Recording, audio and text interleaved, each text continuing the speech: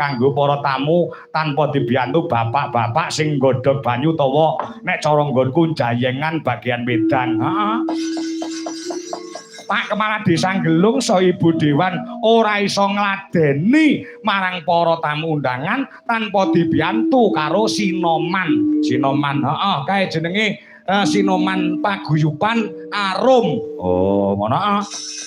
Iki kudu dimatur nuwun nduk merga panjenengane Mbah Ji karo Bu Dewan kuwi ora iso leladi merga akeh tamu tur panjenengane tenagane iki ya nek ngladeni dhewe ora mampu mula dibantu karo sing ana pawon sing gawe wedang lawan para Sinoman utawa para peladen. Wo, ngono ya ya iki ya. Sore mau semat ngendika karo aku jagongan gayeng kenok. Ya heeh. Mbah Ji utawa lurahe Gelung ki ora trima lurah kok asline kuwi dagelan lho. Wo, ngono heeh. Lah omong karo aku iso guyokne aku lho. Lawak percil, lawak jog titik jog kuwi jarang iso guyokne aku. Nek Mbah Ji anggere omong, Pak celebang-celebung nang wetengku nganti atos. Oh, heeh. Petuk karo aku sore mau lagi petuk ning nggon pondokan. Iki lagi mlebu ning omah.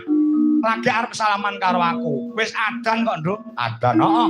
Dalange rong bayaran. Ngono kuwi dasar piye? Oh, ngono langsung Bu Dewan jupuk duit langsung dilunasi awake dhewe. Oh, ngono. Heeh. Lurah kok lucune ran jamak. Lah iya.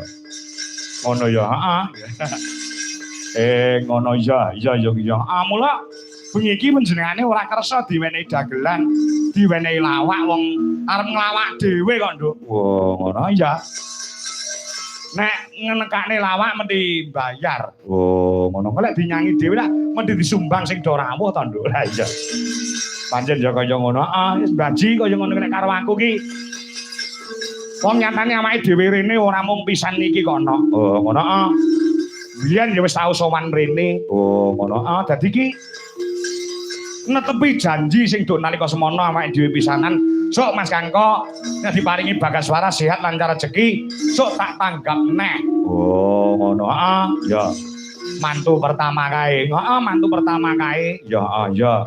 Sire mantu kedua ki ya arep nanggap awake dhewe ning pas pandemi kae, Nduk. Oh, ngono ya.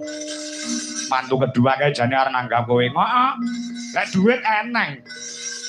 Wong sing putri ki Dewan sing kakung lurah kok, Nduk. Ya, ning nalika semono ora entuk nanggap wayang merga apa jenenge kuwi pas pandemi Covid-19. Oh, ngono ya. Ya ya ya. Nah, nalika mbiyen ora iso duwe gawe, dadi temanten putra sing nomor loro didadekne siji karo mantene saiki ya kuwi Mbak Wida Ari Febriani sing wis dhaup kelawan Raka Mas Mibahul Munir. Oh, ngono. Dadi bengi iki mantene rong jodoh lho. Rong jodoh ki lek miturut adat kuwi kudune lek nanggap wayang ya rong bengi. Kok sik to, kok sik. Tak tau hapuk lambe.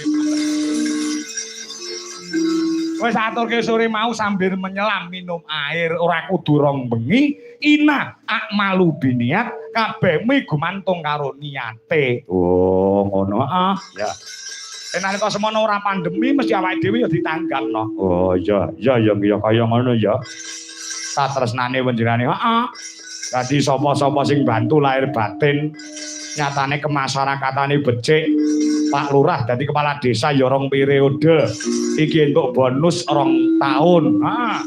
Urung Bu Dewan wis dadi dewan utawa dadi wakil rakyat, dadi anggota DPRD. Wis keempat kalinya kuwi nek ora pekertine apik, budi pekertine becik utawa kemasyarakatane kuwi apik tangeh dipilih dening para masyarakat saengga lenggah dadi dewan. Heeh. Mula sing bantu pirang-pirang, sing masak ya ora duwe kesa, sing gawe wedan ora duwe, sing ngladen sregep-sregep peladene. Heeh.